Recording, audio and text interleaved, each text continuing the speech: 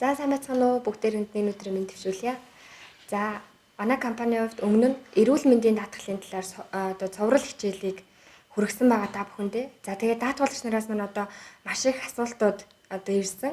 Тэгээд тэр асуултуудыг бүгдээр ингээ нэг багцлаад өнөөдөр та бүхэндээ хариултыг хүргэхээр ингээ бид хэд бэлдээд ерөнхийдөө бол 11 юм бүлэг болгоод ингээ багцлсан байгаа. За тэгэхээр яг эрүүл мэндийн даатгалд яг хэрхэн хамрагдахаас эхлүүл зүгээр ах те. Эхний асуулт нь эрүүл мэндийн даатгалд яг хэрхэн хамрагдах вэ гэдэг талаар ярилцсан. За яг ер нь бол эрүүл мэндийн даатгалч болохоор хөв хүн болоод гэр бүл за эсвэл одоо нэг компани ажиллагсад гэдэг юм уу те групп хүмүүс хамгаалж болно. За мэдээж хэрэг эрүүл мэндийн даатгалд хамрагдахын тулд эхлээд асуулгын хуудсыг өгүүлж байгаа. Тэгэхээр асуулгын хуудасаас хамаарат тэгтээ явуучлаарай тасалчлаа. Юугаа тодруулсан дэр нэг хувь хүн болон групп ч ондоо байгаад байгаа шүү дээ. Тэгэхээр ямар хувь хүн гэр бүл гэдгийг бол яаж үзэж байна? Групп гэдгийг бол яаж тодорхойлоод байна гэдгийг бас тайлбарлахгүй хүмүүс ойлгохгүй шүү дээ. Одоо хувь хүнээр ганцаараа даатгуулж болно, гэр бүлээрээ даатгуулж болно, найз нөхдөөрөө даатгуулж болно. Бид нар групп даатгалыг болохоор юу гэж ойлгож байна гэхээр нэг байгууллагын үндсэн ажилчид 10 болон түүнээс дээш ажиллагсад дангаараа болон эсвэл гэр бүлийн хамтаа даатгуулж байгаа бол групп даатгал гэж үзэж байгаа. Групп даатгалын бенефит хувь болон гэр бүлээрээ даатгуулж байгаа хүмүүсийн бенефит баг зэрэг зөрүүтэй байгаа шүү дээ. Окей. За тэгээд тэгэхээр яг хөө зүгээр яг саяын хэлдэг дээр яг одоо ингээд юугаа группээ тодорхойлчлаа тийм ээ. За эсвэл хөвгүнээр даатгуулж байгаа тохиолдол. За эсвэл гэр бүлээрээ ч юм. Энэ тохиолдолд ерөнхийдөө эхлээд бол заавал ер нь бол асуулгын хуудас бүгэлж байгаа. Хөв хүн болоод гэр бүл. Эсвэл найз нөхдөс гэдэг юм те. Асуулгын хуудас бүгэлэхгүй байх одоо нэг шалтгаан бол одоо юу аж болно тийм ээ.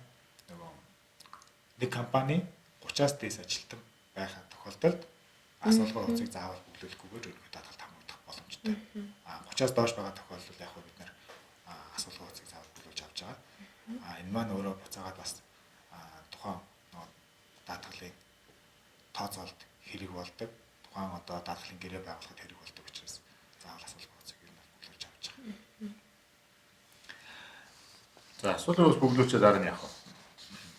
Мэдээж хэрэг асуулгын хуудас бүглүүлсний дараагаар одоо андрейтинг хийгээд тийм ээ асуулгын хуудсан дээр мэслээд магадгүй одоо эрүүл мэндийн ямар нэгэн асуудал шалтгаан байхгүй байгаа тохиолдолд даатгалын гэрээ байгуулах бүрэн боломжтой шүү дээ тийм ээ.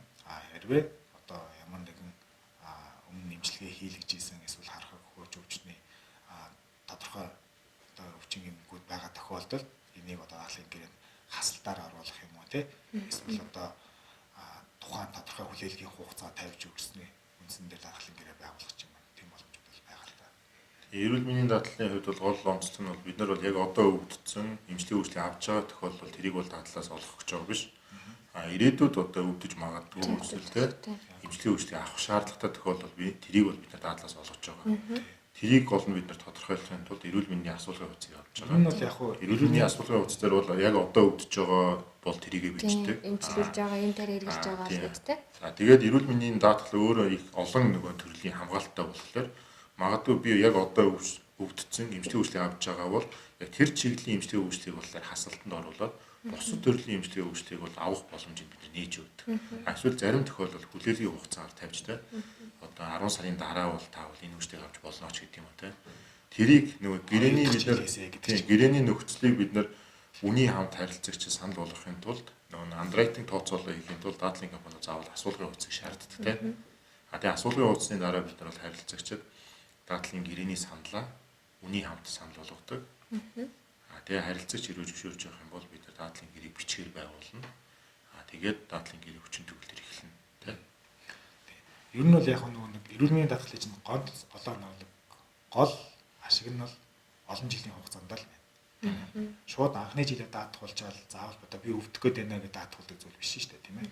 Эрүүл мэндийн даатгалаар даатгуулаад явж байгаа тохиолдолд магадгүй урт хугацаанд надад ямар нэгэн өвчний улмаас их хэмжээний санхүүгийн одоо хүндрэл гарсан үед тэрийг дарахлаар хааж өгдөг. Эсвэл ашиг тусна тэр нь л байна. Тэгэхээр олон жил даатгуулаад энэ жил би ингээд даатгуулчлаа магадгүй би эрүүл байж болно шүү дээ. Эрүүл саруул байгаа ямар ч нөхөрлөлбөр гарахгүй эрүүл байгаад байлаа шүү дээ. Тэгтэл нөгөө хүн маань дараа жил за би энэ жил өвдөөгүй юм чинь дараа жил гэрээгээ хийх хэрэг байна уу гэдэг чинь тийм бас аюулгүй ойлголтууд байдаг.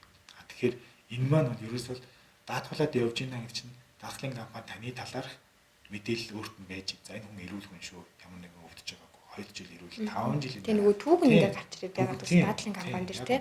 Тэгэхээр энэ түүх үүсчнээ чинь дараа нь танд одоо яад ямар нэгэн байдлаар хүнд өвчин тусахад энэ хүн чинь эрүүл байсан. Одоо тэгэхээр бид нар энэ байна гэдэг. тий энэ хөндлөлтийг гаргаад ингээд эрүүл болгоход нь туслах хэрэгтэй гэдэг ерөөсөө ийм л хуримтлал үүсгээд явж байгаа гэсэн үг.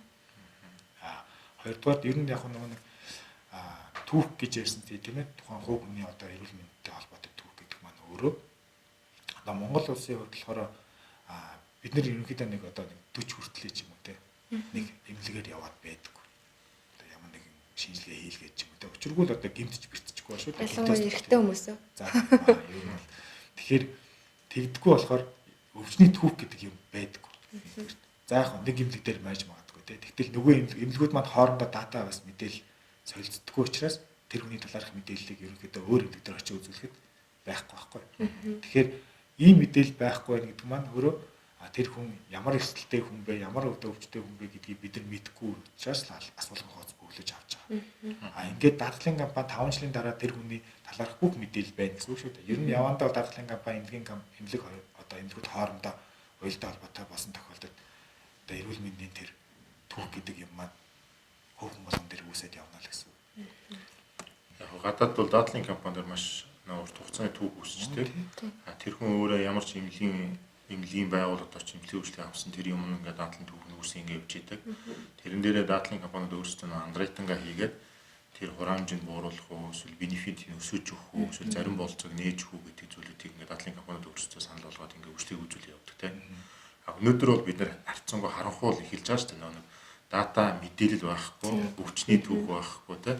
Эмнэлэг бол өөрийн програм хангамжтай, өөрийн дататай. Тэрийг юм солилцдог, шийдэлдэг болохоор асуудалтай.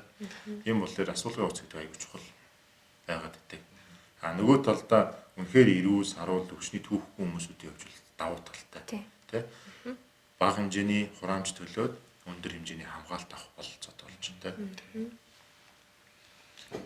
Ер нь даатгалыг хамрагдахад болохоор яг хувь хүн гэр бүлээрээ орж ирж болж байна. Тэ өөрсдөө саналаа тавиад тэ ингээд даатгалын гэрээгээ хийгээд дийлэнх тохиолдолд болохоор байгууллагууд орж ирдэг. Байгууллагууд өөрсдийнхээ ажиллагчдыг даатгалд хамрагдуулах сонирхол их байдаг тийм.